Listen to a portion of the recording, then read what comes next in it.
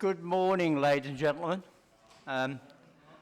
Welcome to this Corporate Overview and Scrutiny Committee held on Tuesday the 12th of September at 10 o'clock on, I suppose, a bit of an autumnal day. I don't know what's happened to summer, but it was certainly wet this morning coming in. We have with us today Deputy Chief Executive and Director for Corporate Services, John Tradewell. We have Kate Bullivant, Customer Feedback and Complaints Manager. We have the Leader of the Council, Councillor Alan White, with us as well this morning, and Chris Eberly, Head of Member and Democratic Services. You're all very welcome. And Kate Loader, Kate, as a County Solicitor, you're all very welcome. If we can begin, please, with apologies. Thank you, Chair. I've received apologies from Councillors Clements and Peters. Any other apologies, anyone? And I forgot to do the announcement that this meeting will be webcast live and archived for 12 months. It can be viewed at the following link. And we welcome anybody that may well be watching us this morning. Declarations of interest. Anyone? Thank you. Minutes of the meeting held on the 1st of August 2023. I'll go through them page by page. If you can hand up if anyone's got any items that are not factually correct. Page 1, page 2, page 3, page 4, and the meeting as a whole. Happy to accept that? Thank you very much indeed. Thank you.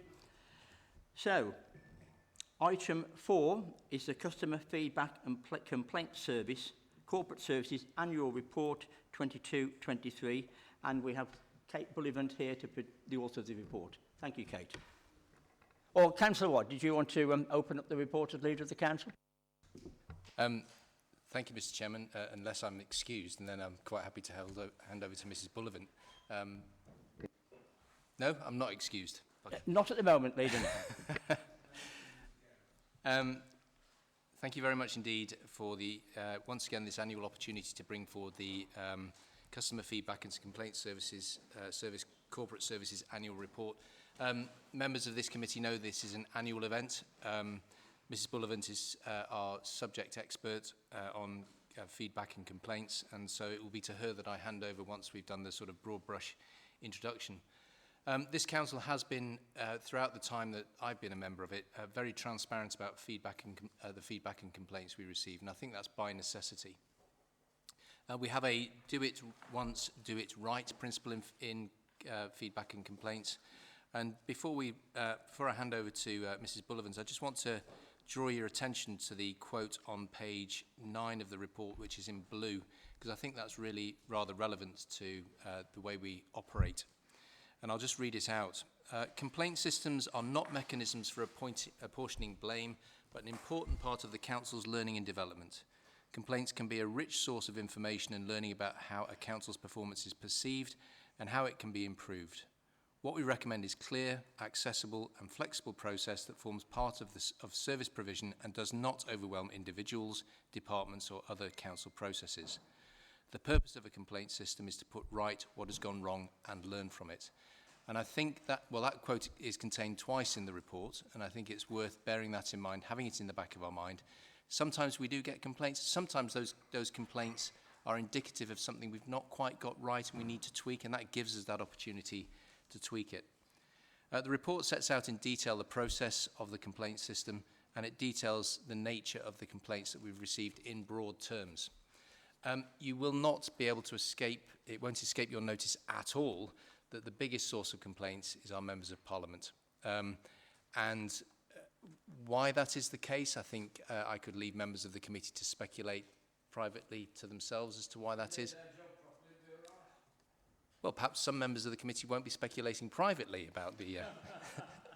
But notwithstanding that fact, they are the biggest source of our complaints, and particularly myself and the Chief Executive do receive a lot of incoming from members of Parliament. So, Mr. Chairman, with your permission, if I could hand over to Mrs. Bullivant to take you through the details of the report. Mrs. Bullivant. Good morning. I'm here today, as Councillor White has said, to present the Corporate Complaints Annual Report. The Council operate 3 complaints procedures, 2 statutory, which is adult social care and children's social care, and then we have a corporate complaints procedure. Our corporate complaints procedure is a two-stage procedure, which you actually make a complaint and it's responded to at stage 1. If you're unhappy and have further information or can provide additional information, you can ask for a stage 2 review. You don't always get a stage 2 review because it's about having the evidence to support your views, and then it's off to the local government and social care ombudsman. The 2 statutory annual reports have already been to safeguarding and overview scrutiny in July and have been signed off. So not everything that comes into the council is a complaint, as you can see within the report. We don't accept first-time requests for service, which we have a lot of. The council operate an online report it tool, and people or citizens are directed to that. There's certain highway issues, suggestions for improvements to council services, claims for damage. As you would expect, we get a lot of claims for damages. They go down a different route too, and matters where an alternative and more appropriate source of action exists. So that's not something that we can respond to. It's a formal process that has to be adhered to. So when the complaint comes in, it's risk assessed. Can we informally resolve it first? Obviously, informal resolution is the best option. It gives the citizen a quicker response, a response in respect of ensuring that their question is answered. We have a lot of questions asked. We have a number of citizens who find our digital council hard to actually work, and therefore our phone lines are still open. We open our phone lines 10 till 2. And also we still accept post, letters, etc. So therefore we try and give it an easier option to respond to. The complaint comes in, can we informally resolve it? If we can, we do that.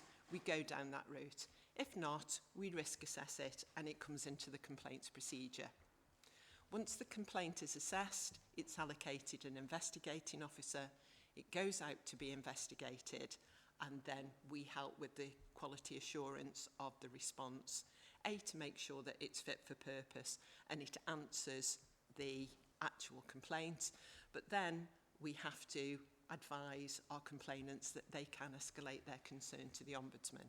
So we have to make sure that all that information is within the response, and then it goes to the complainant, whether it's via digital methods or it's via the post. So as you can see, method of contact, highest is email 757, online complaints form 478. We still get letters, we still get telephone calls, and we still have people coming into reception. A lot of our telephone calls are more about the statutory procedure, not about the corporate procedure. The contact centre do very well fielding calls in respect of highways issues, so we don't seem to get those calls. So as you can see, the corporate categories, we've got 140 formal complaints. We had 282 which we referred to online reporting, 644 issues we dealt with as duty. So that is very much the complaints team getting their hands dirty, looking at the issue, can we resolve it now? We send the response, it goes out. Signpost to other councils. A lot of our residents think we are responsible for bins and other situations. We've got the MP inquiries that increase year on year, 826, and then we also deal with public inquiries to the Chief Exec, which is 71. So you'll see, unfortunately, there's been an increase throughout the report. So refer to online reporting, increase of 45%, signpost to other councils, increase of 138%, duty enquiries, increase of 29%, MP inquiries increase of 15%, stage ones increase of 94%. And I know that sounds a lot, but it has only increased from 49 to 95. We have to celebrate that we don't get many complaints, many formal complaints. We try and resolve them, which is better for the resident. And then we talk about timescales and how we deal with those. Sorry, I lost my pattern then, excuse me. So if you look on page 17, it shows the breakdown of the complaints we've had, how they've escalated, and the number that have gone to the Ombudsman. The same for corporate operations. And unfortunately, there's a complaint in there about me. And then we move on to the nature of the complaints. A lot of complaints we have are about the quality of service. People don't think that they get value from money, and the quality of service isn't what they expect it to be. Outcomes are very important. You know, if numbers have reduced or increased, we've got to think about, well, have they been upheld? Have they not been upheld? As you can see on page 20, we had 34 upheld, 30 not upheld, 16 partially upheld, some were resolved, and some were withdrawn. Also within the report is the annual Ombudsman's letter. We have an annual Ombudsman's letter every year, which came through this year, and it was very much in line with last year's report. Again, we have been brought to task by the Ombudsman for the timeliness of our response to their inquiries. And this is something that we are working on to ensure that we meet the Ombudsman's stringent timescales. This is mainly around the SEND service. So, as I say, we are working with them to try and support them to provide the information to the Ombudsman. All in all, it's, whilst the numbers have increased, it is a positive report, and of course happy to take any questions. Lovely, thank you very much for that, Kate. Members, this is our opportunity now really to look at the report, to look at any trends, any themes that are coming from there, and any thoughts and recommendations we may well have going forward to see how we can help do this. It's an important piece of work because this is how we judge how we deliver our services to our electorate.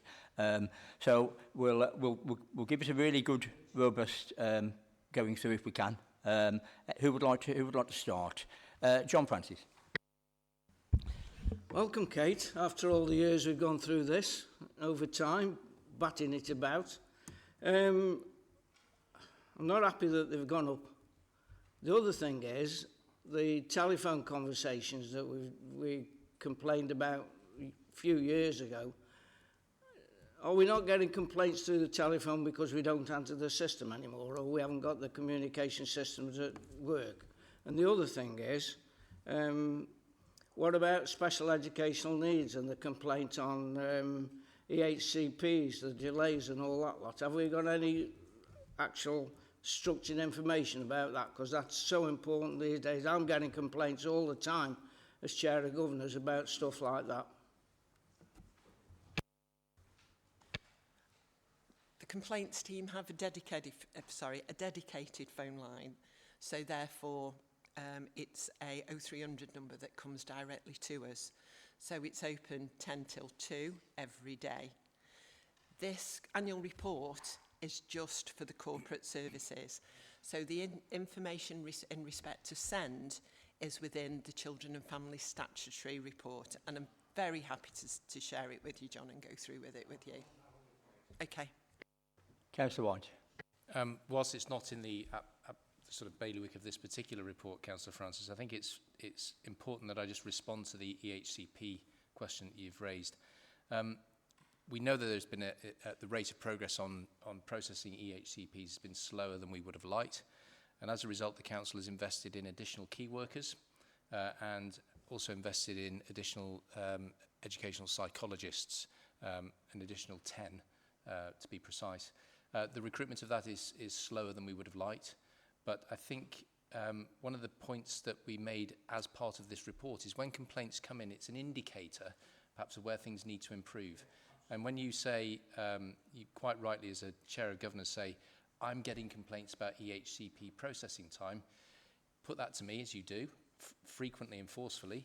Response, we need more key workers and we need more ed psych. So I hope you can see there's a cause and effect through the complaint system, which really, because of your question, is really neatly illustrated, even though it's not part of this report.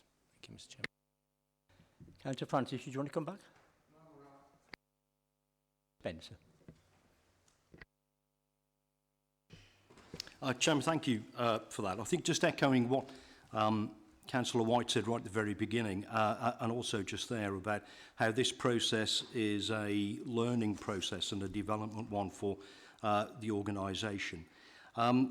It does strike me that when you look at these things, and other organisations deal with complaints in a very similar way, it is that there is a response, isn't there, about trying to find out what the majority of these things are, rather than just looking at the individual investigation of a complaint. There are statistical tools. There's one called a Pareto analysis, and it's the old 80-20 process that 80% of the problems caused by 20% of the complaints. And I think looking at this, that is very evident in here. I would suggest that just a cursory look would suggest it's highways issues and blue badges by the look of it. And also, when we look at the remedies for them, there was a surprising high proportion of the complaints either upheld completely or partially. Again, indicating that I think that there is some learning, some organisational learning there. And I suppose the question for me really comes from, if you look at the bottom of page 12, which is the most important part of this for me, is how are we learning? Where does that learning come from? It would tend to be the responsibility of the investigating officer, and also then in ad hoc conversations with the team. I suppose my question really is, from a strategic perspective, where is that corporate organisational learning that we can take forward from this process that enables us to understand what people are complaining about in a sort of a granular detail, that actually we can prevent some of these complaints rather than just talk about how we investigate them when they come in. I find that just a little disappointing that it's down to the investigating officers. Thank you. Councillor White. Before I ask Mrs Bullivant to come in, just a couple of responses from me to your direct points, Councillor Spencer. First, I'll start with the last point first, and the corporate learning.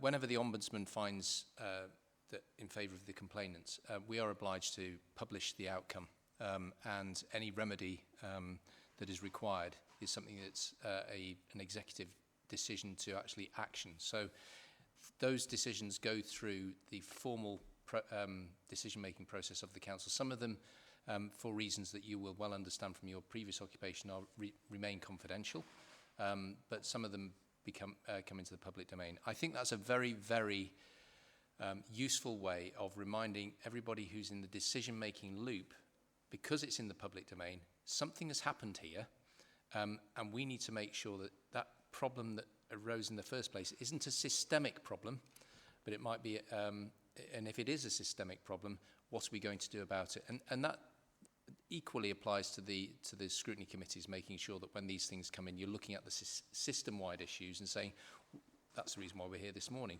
What is the cause of this? Has the executive addressed it to the satisfaction of the scrutiny committees? And if not, here are our suggestions for perhaps moving forward. I've forgotten what your first point is because I did the corporate learning thing first. So I'll just hand over to Mrs Bullivant if she's got anything, and then it might come back into my head. You're spot on. Lessons learned are very important. There is a corporate overview, and that sits with the complaints team. As we have 3 complaints procedures, we have different ways of learning lessons because of the stages of the complaints. So in children's services, it's a 3-stage procedure. So stage 2 and stage 3 are independent of the council. So therefore we have action plans, we ensure that those actions are followed through, we have organisational learning, they have monthly meetings where the complaints officer for children's is invited to ensure that that is delivered across the service. So if something happens in, say, Newcastle, it's county-wide. That lesson learnt is county-wide, and that goes from Neelum downwards. So that's how lessons learnt are learnt in children's. In adults, we've just changed the way that lessons are learnt, mainly because there's a change in CQC legislation, and we have to prove we have learnt lessons from our complaints. So at this present time, we're part of performance group, and again, our complaints are and lessons learnt are within that performance group, and again, those are disseminated not only within Staff's County Council, but within MPFT2. So there's the evidence trail for that. In corporate, it's slightly different. So if we take the blue badge issue, if I use it as an example, there was a change of legislation for blue badges, and the council changed their policy in respect of that. We received feedback from our residents and from the Ombudsman to say it wasn't quite right, and therefore, again, we learnt lessons for that, and that was disseminated across the service areas that needed to understand. So we do have this corporate overview. We do pick up trends and themes. We do raise them with SLT if there's any concerns that, you know, we're seeing coming through. We're very lucky to be supported by SLT both throughout the council. They're all accessible. We're able to have conversations, and we're able to say, I think there's something wrong here, and provide that evidence base so we can show moving forward that there needs a review, there needs a change. Councillor White. Mercifully, I've remembered my point. Took a bit of time, got there in the end. It's a truism that whenever you change things, you draw attention to it. And so when we announce that we're doing highways transformation, or we're putting an additional £15 million over and above our annual spend into highways, we draw attention to it. And of course, people then go, well, hang on a second, my pothole ain't fixed. Hang on a second, I've experienced this. When we do children's transformation, to Councillor Francis's point, we draw attention to the fact that we are trying to improve the way children's services are delivered, the way EHCP assessments take place, and that also triggers an increase in the, it draws attention to it. That's a good thing. We want the information to be able to solve the problems that people are experiencing, but we will always, as we announce those changes, experience a bow wave in complaints as people expect their problem that they've had for some time, that will be solved as part of the transformation process, to be solved there and then, immediately, on demand, as they request. Thank you. Councillor Spencer, do you want to come back? If I could just very quickly, I'm hugely encouraged to hear about how the organisation is learning. But precisely the point that was made by Councillor White right at the very end there, I think it is important that a lot of complaints are around people's expectations, aren't they? You know, they have sometimes an unrealistic expectation, and especially if we then advertise that we're doing and putting more investment into something. And I just wonder whether there is an opportunity for us as an organisation to perhaps try to, at the same time that we say we're concentrating and doing various things, is trying to manage some of that expectation as well, rather than encourage people to complain if they don't think that they're getting their own fair share. But on the general points, thank you very much. That was very useful. Councillor Gates. Yes, thank you, Chair. Just looking at page 13, the method of contact, it's very interesting to see that there's a very strong skew towards electronic contact, but an emphasis still on email, and I'm just wondering with the online contact form whether there's a case of looking at some of the emails and seeing if that could have fitted on a online form, because sometimes it's hard to word your complaint within the appropriate form. So it's the navigation around the forms. And secondly, with regard to the online complaints forms, the app for Android wasn't working earlier in the year, and it was something which was raised at full council. I've got an iPhone, so I haven't been able to check it. Has that now been resolved, and is the app for the Android phones now downloadable and usable, because it wasn't working earlier? Just the general app, which covers, it's the coverall of anything. It's the My Staff's app, which wasn't working. It wasn't downloadable on Android for a period of time, but I haven't, going over to an iPhone, I haven't personally been able to check it. I'm just wondering if that's been updated. So, corporate overview and scrutiny sometimes feels like an episode of Mastermind. And Councillor Yates has successfully managed to table a question at every single scrutiny committee meeting that he's been at since he's been elected that I haven't been able to answer. And here we go again. I'm afraid I don't know the answer to that one, Councillor Yates. I will find out for you and get back to you. And I'll bring a tape next time. I will find out and get back to you. Just put it to the mic. Okay, I don't know the answer. To your point about the complaints form, that is correct, that sometimes the complaints form does feel a bit constrained. There is an element of that which is free text, but I'll let Mrs. Bullivant deal with details on that. A lot of our complainants find it easier to actually email us. It's quite simple and straightforward, isn't it? You just put an email address in and off it goes. We've not had much feedback about the form not being, shall we say, for the want of a word, big enough to actually. We've never had that issue. So I'm afraid I can't really answer that fully. Did you want to come back, Councillor? Just briefly, the reason I say that is that if I get a complaint or a query raised by email to me, I usually go with a response for the breadth of knowledge which I know, which is obviously less than yours, so you can imagine how many times I'm caught out. But also actually put a link to what I think is the appropriate report form.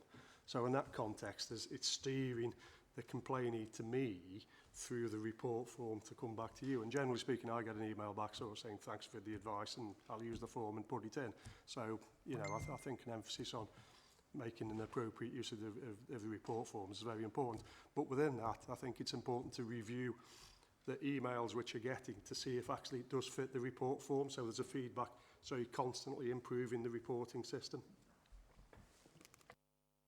I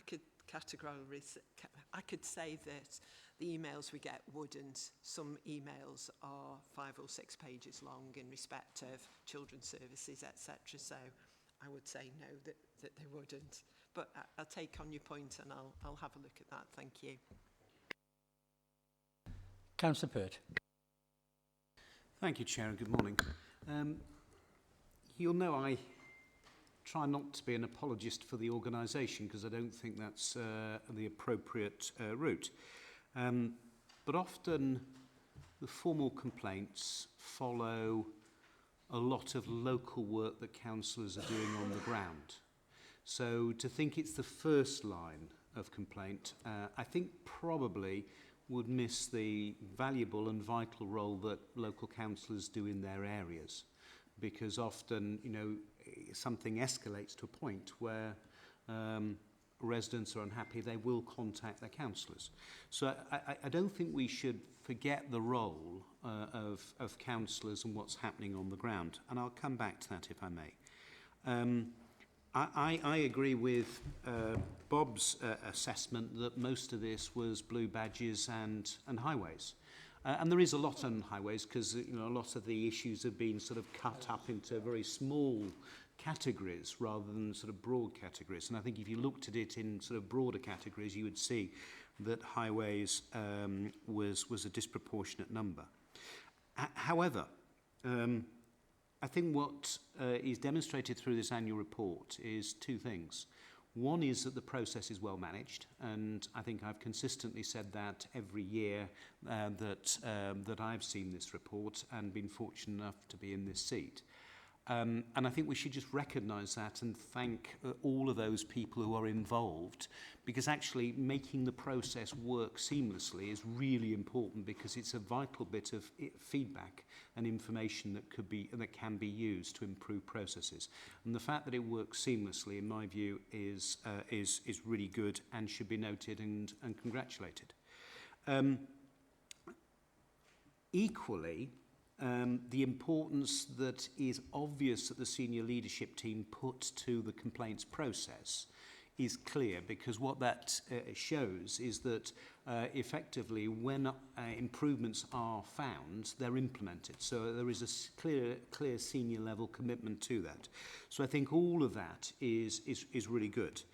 But if I can come back to the councillor point in terms of being the first line of complaint, I wonder whether there is another feedback loop that we're missing, which is actually trying to take from councillors, you know, some of the information that they have in terms of an early warning mechanism that could be used to actually resolve some of the complaints that are going to come down the line, because actually we're the first line and that's not measured anywhere, that's not seen anywhere. And actually, you know, we're often 6 months ahead of where the issues are within the organisation. And, you know, a good example of that would be, there was a highway survey done recently.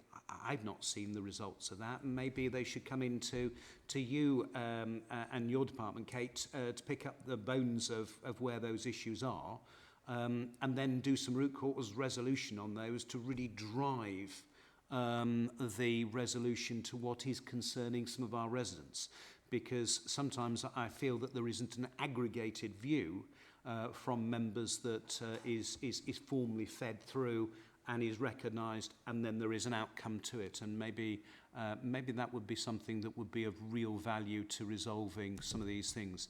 But please don't take away from what I've said how well I think this process is managed, how transparent it is, and the clear senior leadership commitment to making sure that this works for our residents, our staff, and the issues that people bring. Councillor White. Thank you to Councillor Pert leading off on the process of thanking the team for their management of the system. I think your point is absolutely spot on, and I'd like to echo that. It is tremendously well managed, and thank you for everything you do. You keep me out of trouble. To the role of councillors, I think it's a very, very important point, and segues quite neatly from Councillor Yates's point about guiding residents to online forms if they've got an issue. But of course, there will have been a conversation between you with the resident about why you would need to go to the form in the first place, and is there anything I can do to help, because you're doing your job as a local councillor. As the leader of the authority, I see the complaints that come in about councillors, and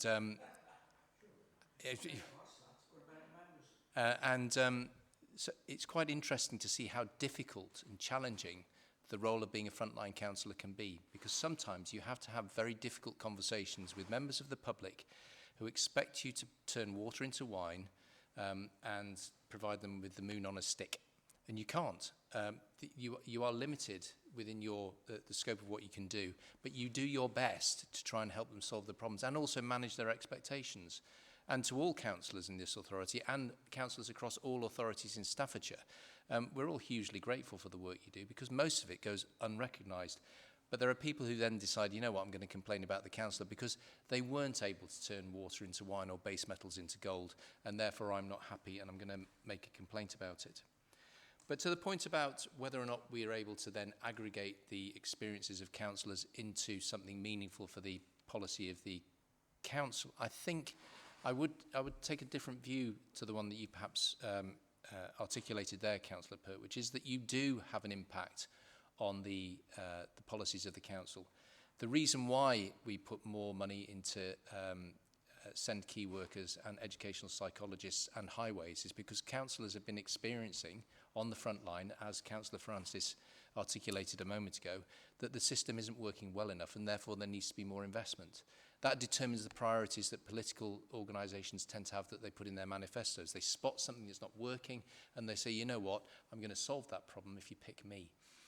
And during the course of an administration, as you've seen here, we will change course as necessary if we see things aren't working. So does the aggregation work to change policy? I think it does, and I can provide you evidence with that as I've set out.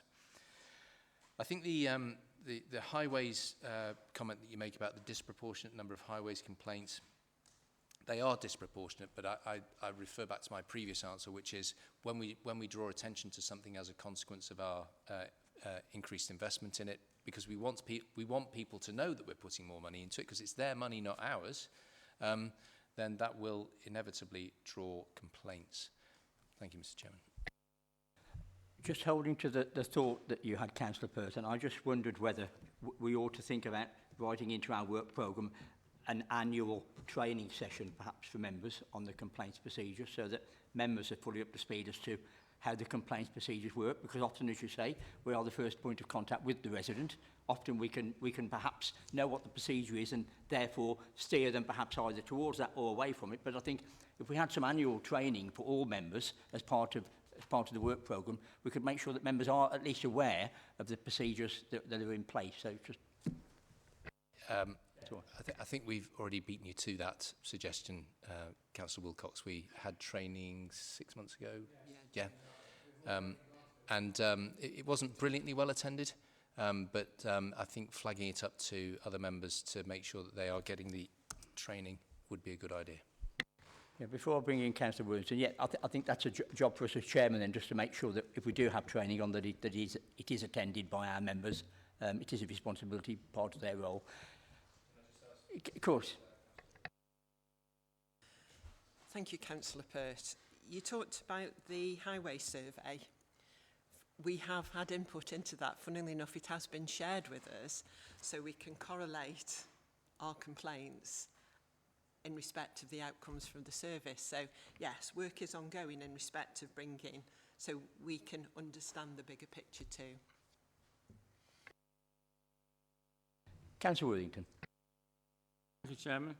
Yeah, I just wanted to ask a question about, because the main thing I get is when people have had the vehicle damaged, it's a pothole.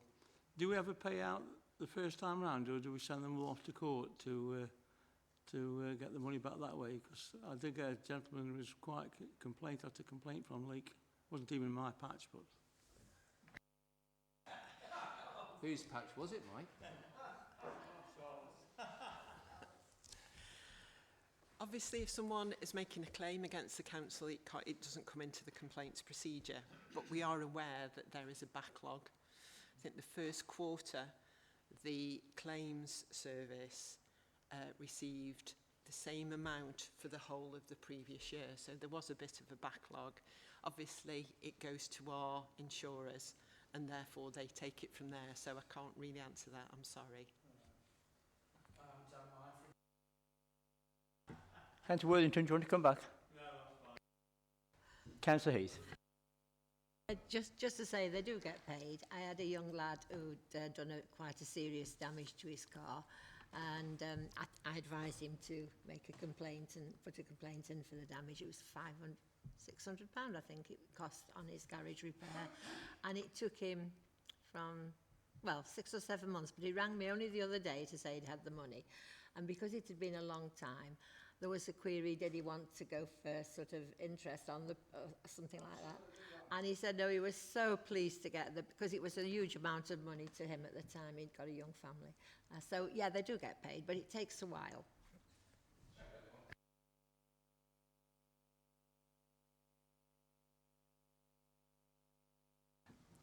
Another observation from me, if I can, Kate. When we look on page 14 of the percentage increase in complaints, and obviously there's a big increase on signposts to other councils, increased by 138%. I seem to recall at one stage, when we used to send out the council tax letters, we used to put in an insert telling residents who did what councils did what. I don't know whether that's something that we still do, or it's something we could perhaps investigate. If a lot of them you're having to signpost to other authorities, other tiers, whether or not we could do some sort of education of residents to know who does what impact with the council tax letters. This signposting to other council, and this is to the point about the complaint system giving us a steer for changes we might need to make, has resulted in us talking amongst the leaders of the Staffordshire local authorities about creating something called a single front door, so that people who get in touch with the council will get the problem solved at a single attempt, rather than having to try and get something done with the wrong authority and then having to make a complaint about it and then having to signpost to another authority. That single front door programme is being led by Lichfield District Council. The Chief Executive, Simon Fletcher, is the executive who's in the lead with that. And we hope to be able to roll out some form of pilot fairly shortly.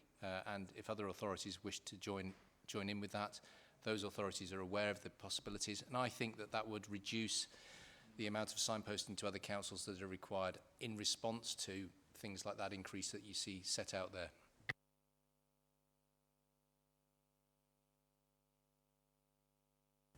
Anybody else? Sorry. Thompson.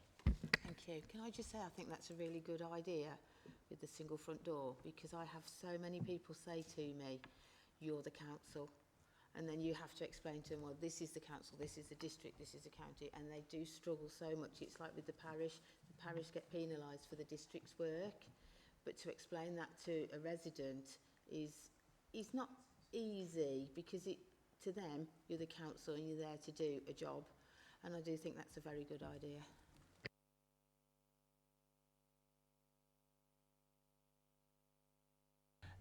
The other point I was going to make, Kate, was compliments. We must get compliments. And I didn't see them reported anywhere here, and I just wondered whether, I'm sure there's a practice, I'm sure through the Safeguarding Committee we talked about compliments and sharing them with the team, etc.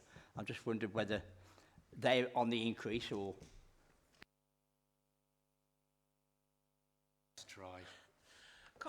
Compliments always remain steady, if I'm honest, and we're dependent on the services actually advising that they have been complimented for a piece of work by a resident. A lot of organisations use their surveys to actually add to their compliment list. For us, compliments need to be unsolicited, so i.e. we shouldn't be going out and saying, you've had this piece of work, how good was it? And if somebody says it's great, oh, we do it as a compliment, for me, that's unacceptable. They need to be unsolicited. We see peaks and troughs in compliments, but when we do get them, we make sure that they're celebrated. It's very important that they're celebrated, especially for the frontline staff member. I got one yesterday. Sadly, not personally, it's to do with the service. I will take personal compliments, anyone? Oh, thank you for that, Councillor Francis. It reads, some praise for the council I wish to express to you both personally as leader and respective councillor. Please see below the completion report for a pothole fix on a particular road. Reported on Monday, inspected on Tuesday, repaired on Thursday. Absolutely fantastic. This is such an improvement against previous years. It's taken months to get issues resolved. The communication and updates I've received via email have been excellent and a breath of fresh air. Please pass on my thanks to respective teams. So they don't come in often. As it happens, seeing as you asked the question, Chairman, I did get one yesterday. I did pass it on to the teams. And when we do get those nice, when people do take the time to send compliments, it's not me that does it. It's not the councillor that does it. It's those hard-working people on the front line who do the graft in all sorts of conditions. They're the ones who do it and make sure the work is done properly. Anybody else before I sum up? Anybody? Thanks very much, Kate, for that comprehensive report. I think I've been involved in complaints procedure when I was in my working life in the bank, and it's a difficult area to do, and the staff that work in it deserve great gratitude from us as an organisation, because it's not an easy task. So please go back and thank them for the work they are doing. It's tireless and it's hard going and it's relentless. But we do appreciate the work you're doing. Nothing counterfeit was saying the process we have seems really robust. And whilst complaints are increasing, I think we're in a culture of people that complain. That seems to be the way it is. But on the whole, it's a really good report. And thank you for your input and the information that's in there, and we will continue to work with that. And through the committee chairs, we'll continue to work and in particular areas in relation to that. So thank you very much indeed, both. Thank you. So, We will move on to the next item, which is the electoral review of the Staffordshire County Council draft recommendations. Chris Eberly, Head of Member and Democratic Services, has a report for us. Thank you. And Council Leader, do you want to start? Thanks, Chairman. Nothing personal, I presume? Oh, excellent. There is a presentation that Mr. Eberly will take you through, but I just want to take you through a few initial observations that the Local Government Boundary Commission for England have largely accepted what Staffordshire County Council approved at Council in March and submitted during the last consultation. Our early observations are that they've agreed to 62 councillors, as is. We've had success in our proposals to have one elected member per division. Councillor Perry, I know that affects you directly, but I think for the transparency of the electorate, I think these single-member divisions are a better way forward. A reduction of one member in Tamworth due to the growth of the county, but the relatively static nature of Tamworth. Increase of one member in East Staffordshire. We'll still remember at 62, but we're just shifting across boundaries there. Major boundary changes in Stafford, and I know Councillor Francis, Councillor Pert will be very acutely aware of those changes and have been part of the conversation. And of course, some people will have a view on that. And moderate tweaks to Cannock. Councillor Thompson, I know that you've been involved in those conversations and been part of that group of Cannock councillors who've been having conversations. Minor tweaks to East Staffs, Newcastle and Staffordshire Moorlands, and very minor tweaks to Lichfield, South Staffs and Tamworth. Mr. Chairman, that's sort of headlines, if you like. I think, with your permission, if we could go to Mr. Eberly to do the presentation and any questions after that. It's been a while. Story so far, as the leaders has outlined, this is the second consultation now from the Boundary Commission. So the first was where we put our proposals forward to the Boundary Commission. So they've considered our response amongst other responses that they've received from across the county and elsewhere. So the consultation period now started in August and runs until October. I'll bring a timetable up shortly. So this is now our opportunity to respond to their final proposals. As the leader has outlined, I won't go through each and every bullet point, but they've largely gone with what we submitted back in March, what you agreed to in March council meeting. The one where they've kind of gone against the grain is within Stafford, which I know members from Stafford will be aware of, and we've written to you all. But we've written to all members in terms of where we're at, requesting feedback. It's been limited responses so far from members, but so we're assuming from that where members haven't responded to us that they're accepting, I won't say happy or satisfied, but they're accepting of what the Commission are saying. If that's not the case, please do let us know.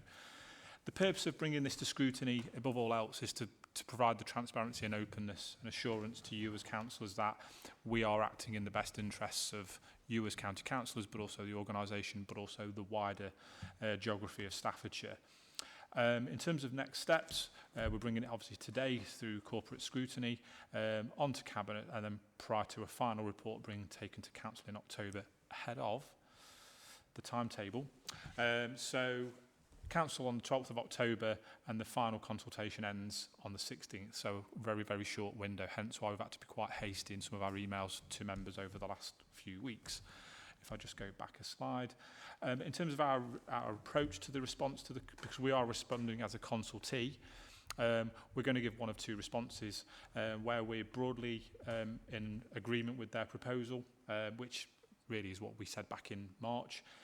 I think with the case of Stafford, we're going to obviously wait on views from the individual members within the Staffordshire area, and there's a couple of divisions within Staffs Moorlands, I think, where there's a bit of inconsistency with what we said back in March to what they're proposing now. That's the end of the presentation, Chairman, so happy to take any questions. Thank you for that, Chris. Councillor Yates. Yes, thank you. I'm specifically concerned about Biddulph North and Biddulph South and Hendon, not just because it's one of my wards, but the imbalance, the numbers. I think Biddulph North, which is what they didn't accept the proposal, is something like -11%, which is the highest, and the imbalance is swung the other way in Biddulph South and Hendon. And I think there's I have proposed a tweak, which basically takes out where the boundary is in the middle of the road to include both sides of the road, which brings the balance better, but it makes for a very sort of jagged boundary in some respects, taking in some cul-de-sacs, which does technically work, because most people on those roads think they're in the other ward anyway, to be honest, the other division.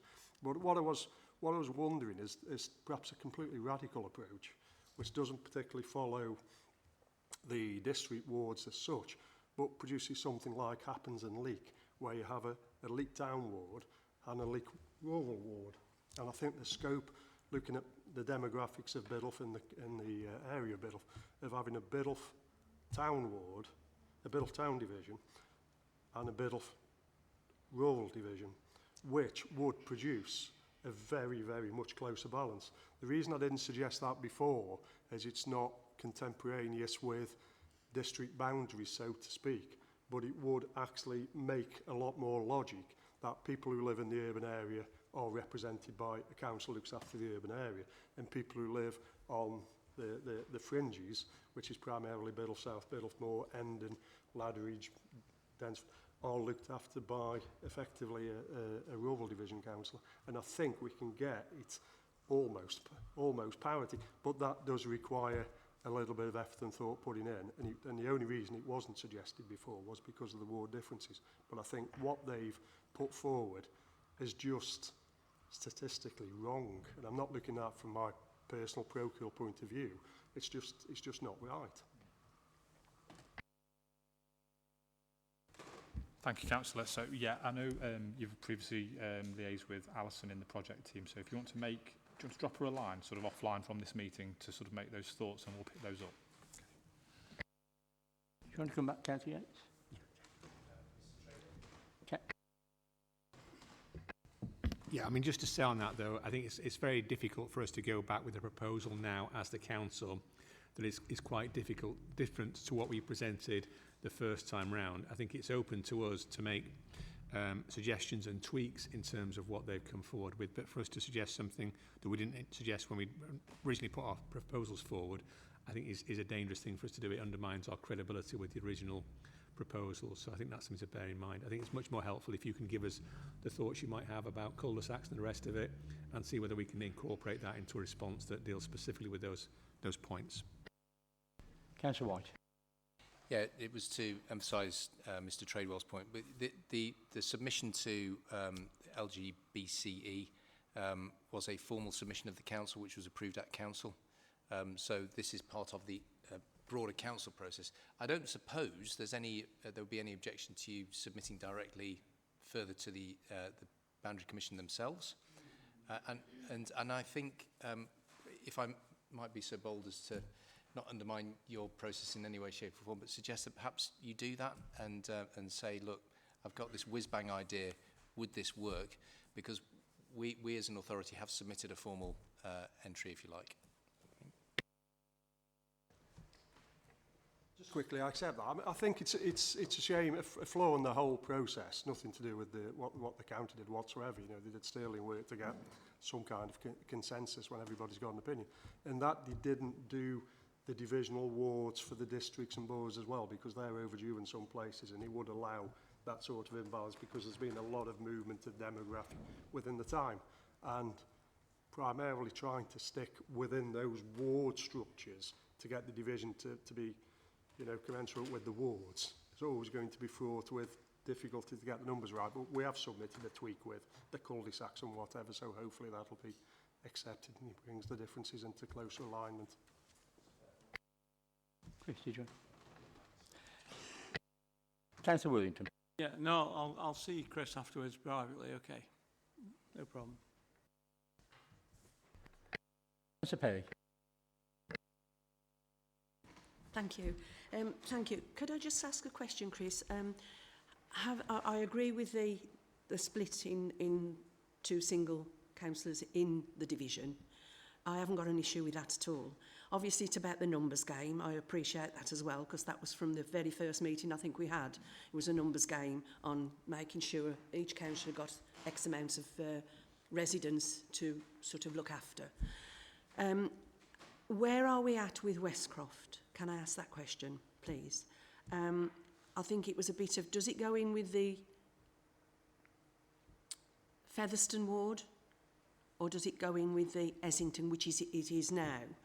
I ask that because, in hindsight, the real, how can I put it, the better option would have been to have had Chesley now with Great Worley, but the numbers are far too big because you walk out of one and you're in the other. So they all use the same facilities. I know that can't be because the numbers are too big.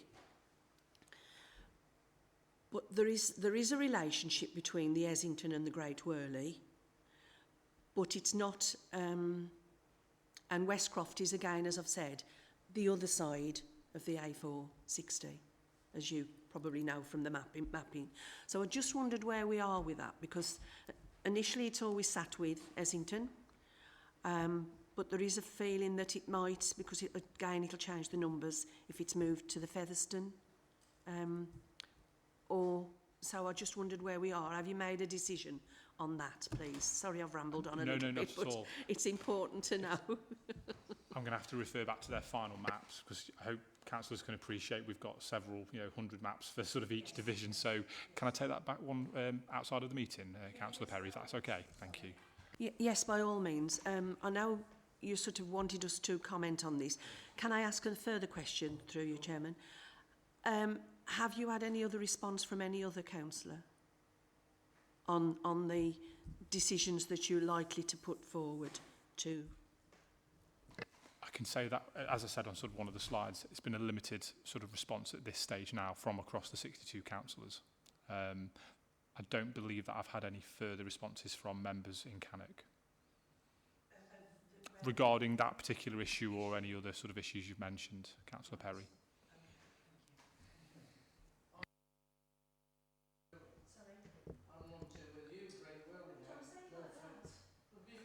Thank you, Councillor Francis. Thank you. Councillor Pert. Thank you, Chair. I remember a few years ago when the Borough Council did some bin round changes. And what this said at the time was 91% of people are staying within the same rounds. What they forgot to tell people was all the bin days when bins were collected were going to be changed, and there was mayhem everywhere. So you might have moved from a Monday to a Wednesday, but the management of that was quite difficult. And so I think the problem with wholesale boundary changes, and that's what's happening or being proposed in Stafford, is all that latent knowledge and experience of areas and people and issues is at risk of getting lost. And, I think that the approach to Stafford, because you can only really do it, you start at one point and then work backwards from there. So if you make one decision, the knock-on impact is so huge. And so I think that what is being proposed by the Boundary Commission for Stafford does not look at the impact on representation, and I think that's a real mistake. You can only force fit 2 or 3 answers. That's the only way it can be done because of the knock-on impact to get to the average. And I think that certainly I'll be looking to put in a personal response, but I think the council would be wise, because the original proposal, I think there are only really 2, the counter proposal that's been proposed, and the one the council submitted. I think the council one at least did look at that impact of change. The second thing is, I don't think they've looked heavily enough at the use of community facilities, and I think that was the point that Councillor Perry made, that actually there are certain centres of gravity, and if you change all of those, people aren't going to go to a different community centre, they're not going to go to a different doctor, they're not going to use a different road. So actually I think some of the counter proposal put forward by the Boundary Commission just misses that. And then the final thing I think that is a mistake from the Boundary Commission is, and Councillor Heath will know what I'm going to talk about, which is the impact of very rural divisions. And please, let's not make divisions more rural than we need to, because frankly, you know, they are harder to work, they're bigger patches, and actually every small community has its own culture, identity, ethos, and trying to get into sort of into a psyche with them is so much more different than if you're in a town or a bigger settlement. So I think for all of those reasons, from a Stafford point of view, trying to be a bit more strategic, I think they've made some fundamental mistakes, in my view. Peter? Thank you. I agree with you. I was witness to the amount of effort that went into the proposals that Staffordshire County Council came up with in partnership with the local councillors. And those points that you've made were made very clearly during the course of that work. I was surprised to see what a radical departure they proposed when it came out. It was several weeks ago now, wasn't it? And as I read through it, you're quite right. You could see that there's two alternatives. But the alternative that we proposed as the council was one that was grounded in local knowledge, the use of local services, and the departure that they're proposing does indeed move away from that in a way which I hope we're able to reflect in our response back to the Boundary Commission as we go through. I don't know if Mr. Ebley's got any further comments. Apart from saying I obviously welcome that, and no doubt we'll be in conversation with Chris. Councillor Spencer. Chair, thank you. Just really wanted to, when I say finish, then if anyone else wants to speak, on a positive note, certainly from South Staff's perspective, I know it hasn't made a great deal of difference to us. And also wanted to come back on what seemed to be a suggestion that elected members weren't responding or weren't doing. I don't think that we should forget that right at the beginning of this process, all elected members were heavily involved. We met in this room, the tables were set out, it was various maps and bits and pieces that were done. And also around trying to tackle some of those almost perverse incentives where we were given a figure to hit that actually the mathematics, certainly for South Staffs, was impossible anyway. I personally found, I think I'll speak for some of the other members as well in South Staffs, that it was a really useful exercise for us to go through. And the fact that we reinforced where those boundaries largely are, accepting that there are some changes around. And I would just like to finish on giving my thanks to the team that helped us through that process and actually helped us as a group of local members to make quite a compelling argument, certainly in South Staffordshire, for where some of those boundaries would be. I'm not sure we would have had such a compelling feedback had it not been for their efforts. So I do think that members have been included. I witnessed some of that, but again, a huge thanks to the team for helping us with that process. Thank you. Yeah, I just wanted to reiterate what Councillor Spencer said. As far as I was concerned, there was good engagement. It was a process that was well thought out, and it's been good dialogue, and it's been an eye-opener for a lot of us who are new to the county to actually see where the divisions and the areas are. So it's really been a great piece of work, and we thank you for that. Councillor Perry. And just come back, Chairman, thank you. Just to say, whilst it was a good way forward with the meetings that we had, we were the only one in South Staffs that were a dual member division. So it was very difficult to draw a line. We tried this several years ago. Am I correct? Yes.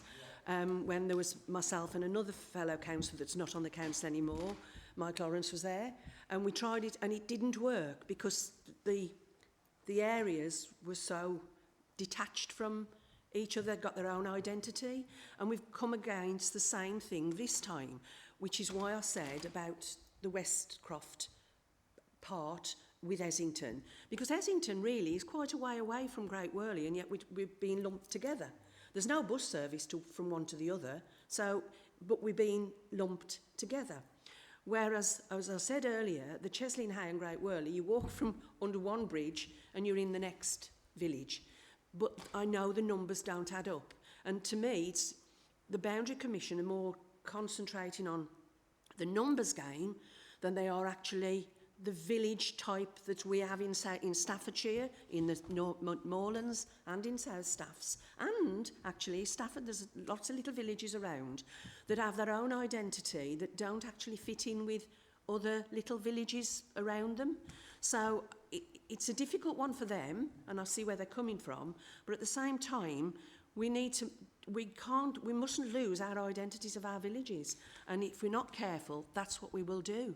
Because you're lumping people together that haven't got a common denominator, for the want of a better word, if that makes sense. Thank you.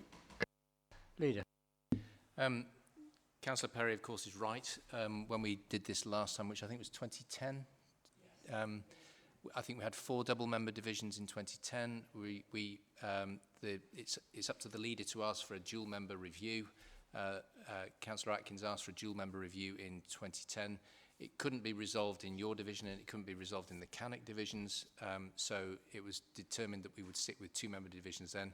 I was asked if I wanted a dual-member review again this time. I felt that it was right and proper that we did do that, just to check. But I think to the broader points about that identity piece, Councillor Pert mentioned that. And in large rural divisions, which I am a representative of, the last boundary review went from 13 parish councils down to 8. Each parish has got its individual identity. That there is no holding together of that division by saying, look, you're in the Lichfield Rural East Division, or you're in the Utoxeter Rural Division, because I am your councillor. Each one is very distinct, and it is up to us as county councillors to adapt to that culture as we walk through the door of the parish council meetings. How many times have you been to a parish council meeting where you go in there with tin hat and body armour on, and then you go to the next parish council meeting and you're greeted like, you know, Saint Cath Perry of Great Worley, because you've managed to do something for them. It is the nature of those large rural divisions, and your point's a fair one, but Councillor Pert's talked very eloquently to the differing nature of rural divisions, and I think that's something that we have to live with in a large rural shire county. Anybody else? Well, just in summing up, to remind members, there's still a small window of opportunity to feed into in relation to your patches, and equally there's an opportunity to communicate directly with the Boundary Commission should you wish to do so. So thank you. But once again, thank you for the work that's been undertaken in doing that, and appreciate all the members' involvement in doing that. Thank you very much indeed. We'll move on to item 6, which is the Corporate Overview and Scrutiny Committee. I was going to ask you if you wanted to open it, but no, it's mine. Thank you. Thank you both very much indeed for your attendance. Thank you. Okay, folks, so this is my report. So this is the quarterly update of the work committees and working groups that have been, and what they've been doing for the last 6 months, for the last quarter. We've had 9 ONS meetings have met, 6 working groups have been established. The activity of those is shown at paragraph 9 in the activity summary. Attached to Appendix 1 is the combined work programme. This includes all meetings and activity planned up until December. So there's an opportunity there if we want to have a look at that to see if there's any amendments that need to be made to that.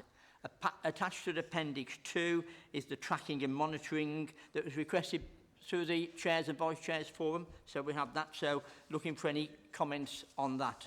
So members, it's now really down to you. If you wanted to go straight to Appendix 1, where it outlines there the combined planned items for Q2, anything there that any of the chairs have picked up, or anything in additions you want to make to that, now is your opportunity. We have obviously after this meeting got a meeting of chairs and vice chairs, where again we can have a look at this if it's not covered up during this meeting. So anybody, any observations on the planned items for Q2?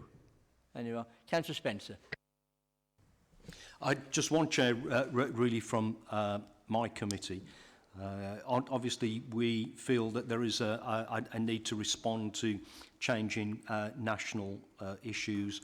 One of those that has caused some concern, I think was discussed at the last full council, is the national move. I think it's called right person, right treatment or something. Forgive me if I have that wrong. It is about that collective partnership approach to people suffering from a mental illness and the fact that nationally police forces may well be moving away from what they've done historically around some of that. That has created some concern. So we are looking to bring that to the Safeguarding Committee at the most appropriate time, and then obviously bring the results of that back to this panel. Thank you. Anybody else? On E, the working group activity, are the chairs of the working groups happy with the progress that's been made in relation to their task group? You all happy with that? Yeah.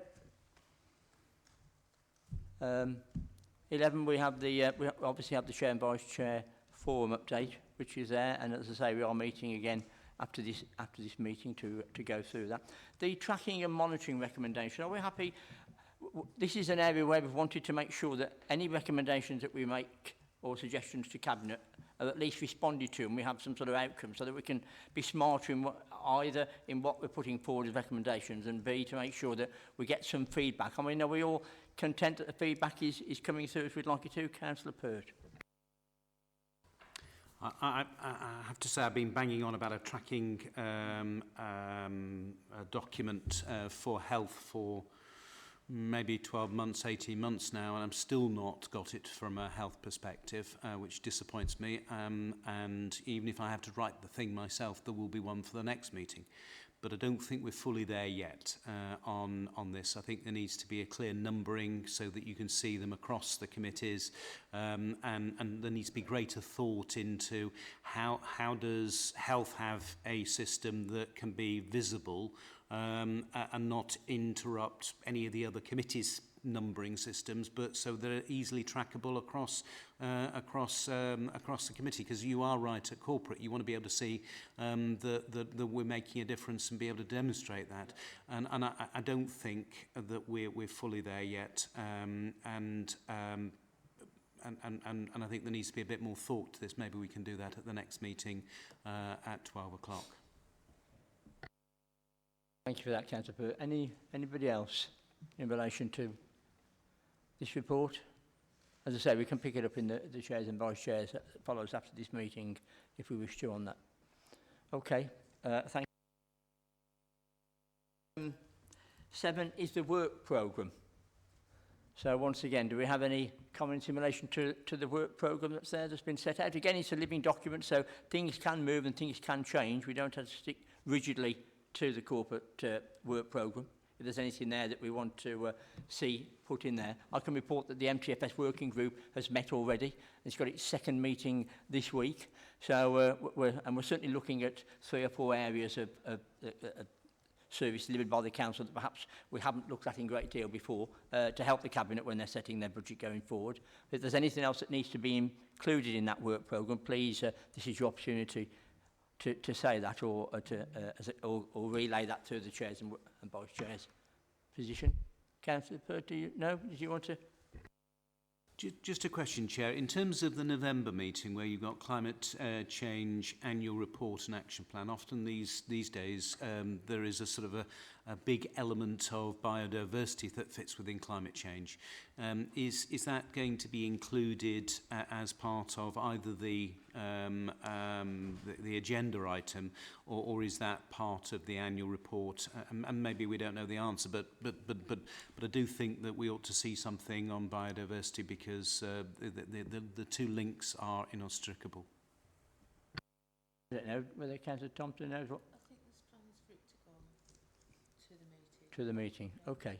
We can perhaps just remind them that that's the sort of thing we want coming to the meeting, Councillor Pert. We'll make sure we do that outside this meeting. Councillor Perry. If I can just mention on that, I attended a meeting here yesterday about biodiversity. They're pulling together, there was everybody connected to that kind of climate that was in this room. It's a starting point, so maybe you could speak to, I'm trying to think who did the meeting with yesterday. Was that involving the districts and boroughs as well? Yes, That was the whole, it the whole was. piece. It was the district and boroughs that were here as well as. But it may be that you could, there's something, paper there that can be brought to the meeting that's scheduled on here that will inform members of what's going on that kind of, okay, yeah. We'll make sure we note that and make sure that could be part of that report at the November meeting, yes. Anything else on the work programme, anybody?